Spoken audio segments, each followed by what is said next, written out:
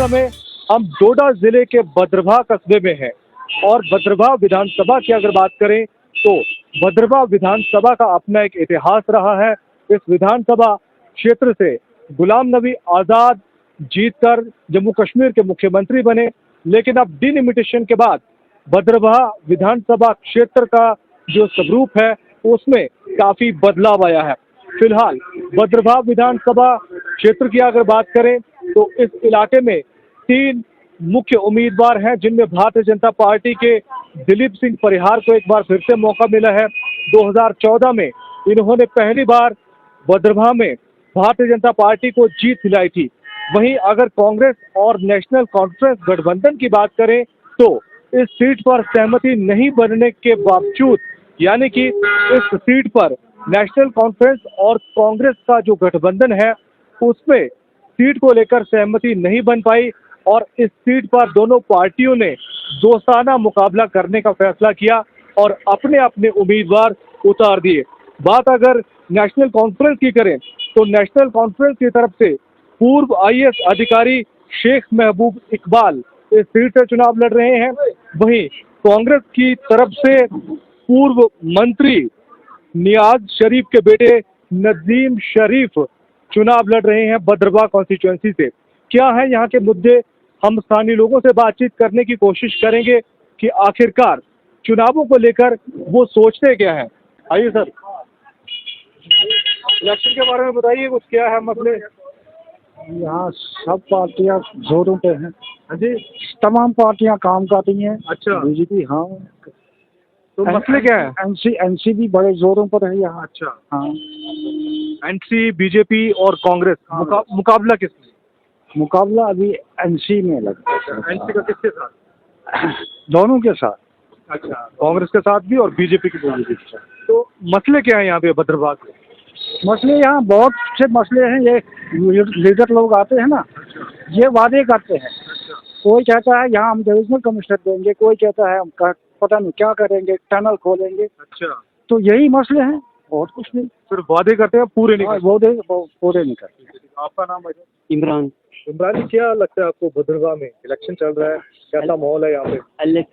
Election का माहौल तो यहाँ ठीक चल रहा है, लेकिन हर पार्टी मेहनत कर रही है। देखते हैं कि 8 तारीख को पता चलेगा क्या होगा। तो बाकी तो यहाँ पे मसले बहुत हैं, जैसे बेरोजगारी है। अच्छा, बेरोजगारी, महंगाई है। अच्छा, यहाँ पे मतलब कि हम जैसे पिछड़ ही गए। अच्छा, यहाँ पे बहुत से मसले हैं ऐसे, मतलब डिस्ट्रिक्ट का मसला है हमारा, बेरोजगारी है, महंगाई है, ये यूथ बेकार बैठा हुआ। डिस्ट्रिक्ट की भी डिमांड की जा रही है। हाँ, डिस्ट्रिक्ट की भी डिमांड की जा रही है, लेकिन ठगाई जा रहा है। आपको लगता है कि बद्रवाह एक अलग जिला होना चाहिए?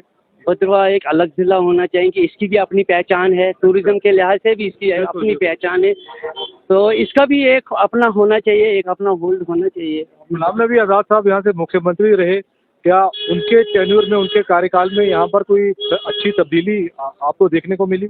थोड़ी सी हुई थी, लेकिन उतना खास नहीं था। अब उनकी पार्टी से है यहाँ पे कैंडिडेट डीएपी से कोई नहीं। अच्छा, कोई नहीं। चलिए, और लोगों से भी बातचीत करने की कोशिश करेंगे। आपका नाम भाई साहब? अच्छा, तो क्या इलेक्शन को लेकर क्या लग रहा है आपको माहौल? माहौल बीजेपी का है। अच्छा, बीजेपी का है, क्यों? क्योंकि 10 साल के बाद इलेक्शन हो रहा है, तो इसलिए लोग जोश से। मतलब बीजेपी का क्यों? क्या यहाँ पर जो लोकल कैंडिडेट हैं दिलीप सिंह, उन्होंने बेहतर काम किया या फिर प्रधानमंत्री नरेंद्र मोदी को देखकर माहौल लग रहा है? अच्छे काम किए। अच्छा, दिलीप का। और मसले क्या है यहाँ? मसले में जो सड़कें हैं वो सब परिहार साहब की देन है। अच्छा, जी, सड़कें बनाई हैं। चलिए, ठीक है। आप हम राजनीति में जाते ही नहीं, ना बोलते हैं। राजनीति में जाते ही नहीं ना। वोट तो डालेंगे ना, वो भी नहीं डालते हम। अच्छा, वोट भी नहीं डालते? ना। ऐसा क्यों? ये अपनी मर्जी है। हम ये राजघराने कराने वाले राजपुरोहित हैं। कौन से राजघराने? हम राजपुरोहित हैं। अच्छा, राजपुरोहित है। हाँ। क्या आपका नाम? पवन कुमार पुरोहित। अच्छा, पवन कुमार पुरोहित। किसे आप, क्या आप राजाओं के पुरोहित थे आप? हाँ, थे। अच्छा, तो अभी भी है कोई राजघराने से संपर्क? क्यों नहीं है, वासी भगवान है हमारा यहाँ। अच्छा, उन्हीं के हम तो पुरोहित हैं। तो आपकी तो बड़ी अहम भूमिका होनी चाहिए यहाँ पर। मैं मानता ही नहीं किसी चीज को।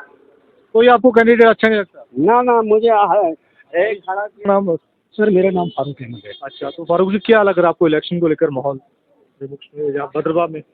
सर क्या बताएं सर भद्रवाह के बारे में। भद्रवाह में पार्टियों को नहीं देखना होता है, अच्छा पार्टियों के अंदर जो कैंडिडेट हैं उन्हें देखना होता है, अच्छा, जो विधानसभा के अंदर जाके अपनी कॉन्स्टिट्यूंसी के लिए कुछ करे।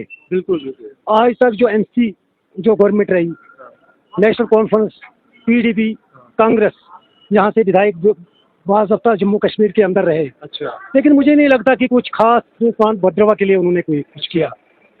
तो सर अब क्या बताएं, विधानसभा के अंदर कैंडिडेट भेजना होता है, कॉन्स्टिट्यूंसी के अंदर जो कैंडिडेट अंदर भेजना होता है उसको अपने देश के लिए, अपने कॉन्स्टिट्यूंसी के लिए कुछ काम करके दिखाना होता है। तो यहाँ पे कोई काम काम नहीं हुआ आप? मुझे लगता है ये सारे झूठे वादे करते हैं। देखिए जब भी चुनाव आता है कभी टंडल हो जाएगा, डिस्ट्रिक्ट हेडक्वार्टर आएगा, अच्छा। कभी ऐसी बातें होती है, तो लेकिन ऐसा कुछ नहीं हुआ। ग्राउंड पे नजर नहीं वादे होते हैं। क्योंकि सर काम वही होते हैं जो विधानसभा के अंदर पास होते हैं। बिल्कुल बिल्कुल। एक कैंडिडेट का ये फर्ज होता है कि अगर विधानसभा के अंदर उसकी डिमांड पास नहीं होती, उसको राज्यसभा से पास करवानी होती है। एमएलए जो होता है एक बहुत बड़ी पावर होती है। ये अभी आपको कोई उम्मीद लगती है कि अभी 10 साल के बाद जम्मू कश्मीर में इलेक्शन हो रहे हैं तो कोई अभी कोई बदलाव आएगा, अच्छा बदलाव आएगा यहाँ पर भद्रवाह में? सर अब मेरे ख्याल में बहुत सारे लोगों की नसीहतें भी हो गई हैं। यहाँ की जो जितने भी ये आज तक विधायक रहे हैं इन्हें भी नसीहतें हो गई हैं। मुझे लगता है कि इस बार जो भी कैंडिडेट आगे जाएगा वो देश के लिए, अपनी कॉन्स्टिट्यूंसी के लिए कुछ ना कुछ कर तो आए। बिल्कुल बिल्कुल, धन्यवाद आपका। क्या नाम आपका? देवराज ठाकुर। अच्छा देवराज जी, क्या लग रहा है आपको, काम धंधा ठीक चल रहा है? मंदा है। अच्छा मंदा है, क्यों? क्या बोले, बाजार में तो चहल पहल लग रही है। मंदा है इसका। ये कौन सा है? श्रीनगर वाला है, लोकल है या ये है? लोकल है। भद्रवाह वाला, भद्रवाह वाला कौन सा है? और शोपियां वाला? सारा भद्रवाह ही है। ये वो हरा वाला भी, ये वाला भी? अच्छा, तो कितने रुपए किलो है? 80 का 50 का। वो 50 रुपए किलो है और ये 80 रुपए किलो है। तो ये सारा अपना भद्रवाह का ही सेब है। देखिए भद्रवाह की खूबसूरती, ये जो स्वादिष्ट जो फल है, सेब है, ये भद्रवाह का लोकल यहाँ पर उग रहा है। और ये भी देखिए चिनाब वैली का, ये पूरा चिनाब वैली का जो इलाका है यहाँ पर अच्छी खासी सेब की जो पैदावार वो होती है। तो इलेक्शन को लेकर क्या लग रहा है आपको? क्या बोलेंगे? कुछ नहीं बोलना चाहते आप? नहीं, कैंडिडेट कौन यहाँ पे अच्छा लग रहा है? वही है बीजेपी का। तो बीजेपी का लग रहा है, अच्छा काम किया उसने। बराबरी हमें, बराबरी हमारे लिए। चलिए ठीक है। अच्छा इनसे बात, चाचा आप आइए। अच्छा जी आइए, अंकल जी आइए आप। इलेक्शन को लेकर क्या माहौल लग रहा है? चलो देखेंगे, जो अभी कुछ नहीं बोलेंगे। नहीं कोई आपको क्या लग, कोई उम्मीद, कोई अच्छी तब्दीली आएगी? इंशाल्लाह मालिक अच्छा करेगा। अच्छा, ये मसले क्या है यहाँ पे, डिमांड क्या है? नहीं अभी क्या बोलेंगे, फिलहाल कुछ नहीं। ये काम धंधा यहाँ पर हुआ है, अच्छे काम हुए यहाँ पे डेवलपमेंट के? काम ठीक ही है तकरीबन, डेवलपमेंट के काम हुआ है? ठीक है तकरीबन। चलो ठीक है, खुलकर बोलना नहीं चाहते हैं यहाँ पर अंकल जी, और लोगों से बात करने की कोशिश करेंगे। हाँ जी भाई साहब, एक मिनट, थोड़ा इलेक्शन पे बातचीत करेंगे। बड़े दूर से आए हैं। अच्छा, कहाँ से आए?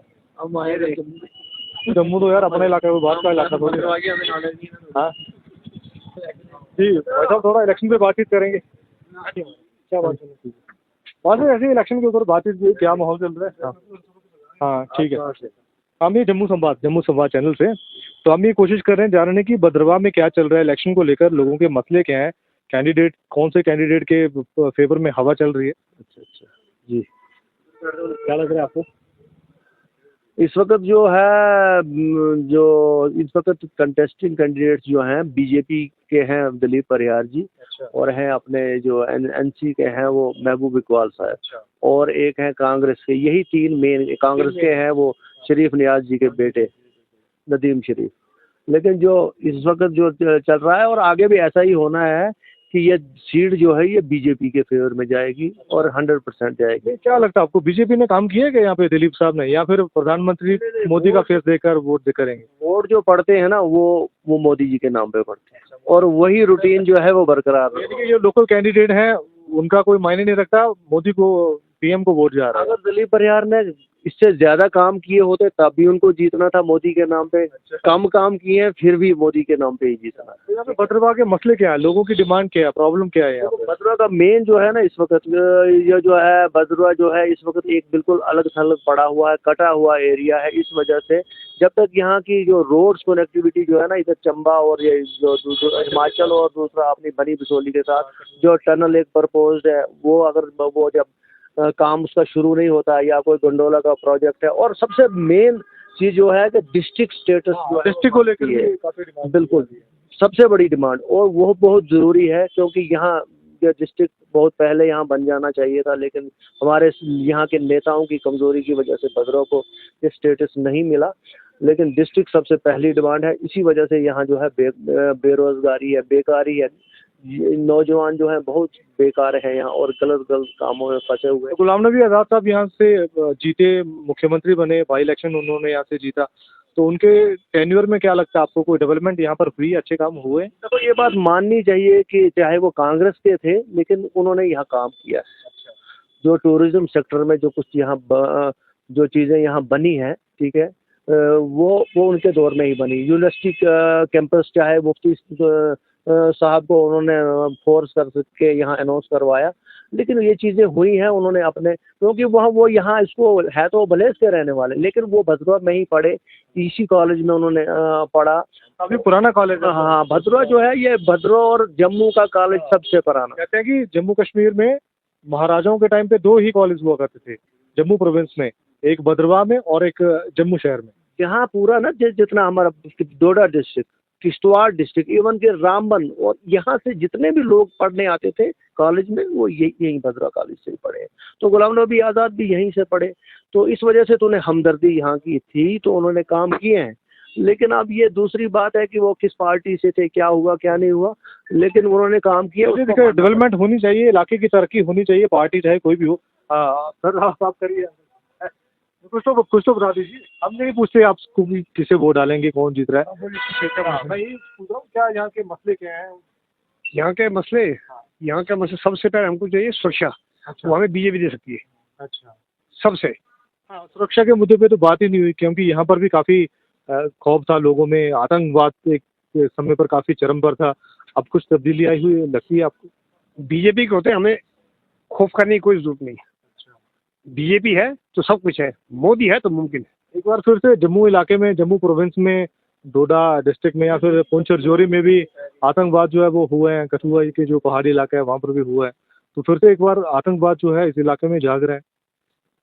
आतंकवाद जाग रहा है, लेकिन इसको दबाने की गवर्नमेंट की पूरी कोशिश है और मुझे लगता है बहुत जल्दी इनको दबा के रखेंगे। अच्छा जी, 2014 से पहले और अभी में क्या अंतर है इन इलाकों, डोडा, किश्तवाड़, भद्रवाह, इन इलाकों? 2014 और 2024 में मुझे लगता है जमीन आसमान का अंतर है। कोई बदलाव आया? कोई बदलाव? हाँ, बदलाव तो है। पहले 2014 से पहले सरकार जो थी वो कमजोर थी, फौज को भेज देते थे लेकिन हाथ बंद कर। आज जो फौज आ रही है उनके हाथ खोल दिए। यहाँ पर लोग क्या महसूस करते थे? क्या लोगों को कुछ खौफ था यहाँ पर? अब लोगों को कोई जिंदगी जो है सुरक्षा के मद्देनजर बेहतर हुई है कि किस चीज के बारे में क्या पूछा? सुरक्षा को लेकर कोई बदलाव आया यहाँ पर? आतंकवाद काफी चरम पर था यहाँ पे, अब कोई आपको बदलाव आता हुआ नजर दिखा है? आतंकवाद चरम पे था, है नहीं, अभी भी फिर से आतंकवाद एक बार सर उठाने की कोशिश कर रहा है। ये क्लियर है कि इस वक्त जो हमारा सेंटर है वो स्ट्रांग है और ऊपर से आदेश बहुत सख्त है। तो यहाँ के हालात कैसे थे जब आतंकवाद चरम पर था? भद्रवाह कस्बे की अगर बात करें तो यहाँ का माहौल कैसा था? ये तो यहाँ के लोगों ने फोर्स का यानी कि डिफेंस का साथ दिया। यहाँ से उनके गाइड बनकर गांव में घुसे, इनके बेंगलुरु में घुसे, इनके मिलिटेंटों के, तब जाकर इनको हमने दबाया। तो फौज तो बाहर से आई, फौज तो मालूम नहीं क्या पता मेरी दुकान करती डंके में। जब हमारे लोगों ने ही इनका साथ दिया तब जाके हम इन पे हावी हुए। बिल्कुल बिल्कुल। तो आतंकवाद जो मिलिटेंट का जो मसला है जो यहाँ पर काफी हावी था किसी जमाने में, 2014 से पहले की अगर बात करें तो यहाँ पर आतंकवाद जो है कई सारी घटनाएं यहाँ पर होती रहती थी और लोगों में खौफ था। लेकिन इनका कहना है कि बदलाव 2014 के बाद में यहाँ पर लोगों को देखने को मिला है और सुरक्षा का जो मसला है वो भद्रवाह कॉन्स्टिट्यूएंसी में भी मायने रखता है काफी ज्यादा।